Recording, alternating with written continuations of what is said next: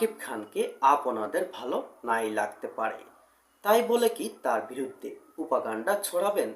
তাতে আপনাদের কি লাভ হবে?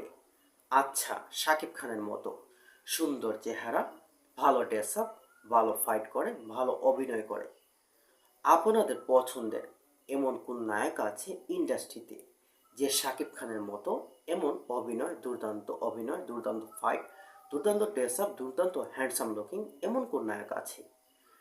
শাকিব খানের সমতুল্য কে আছে বলতে পারেন? শাকিব খানকে দেশের সব মানুষ চেনে, তার মুভির গান তোমাদের মোবাইলে বক্সে বাজে। তোমাদের নায়কের কয়জনকে চিনে বলো, যে আপনারা 200 টাকার বিনিময়ে এই যে শাকিব খানের বিরুদ্ধে প্রোপাগান্ডা ছড়াচ্ছেন বা নেগেটিভ তথ্য ছড়াচ্ছেন তার সিনেমা নিয়ে, এতে আপনাদের লাভটা কি হচ্ছে? চলচ্চিত্রের আগে এমন নোংরামি ছিল না, কিন্তু কিছুদিন হলো এটা ছড়াচ্ছে ইন্ডাস্ট্রিতে। আগে যখন একসাথে 10টি 15টা সিনেমা মুক্তি পেত, তখনও কেউ কাউকে নিয়ে এমন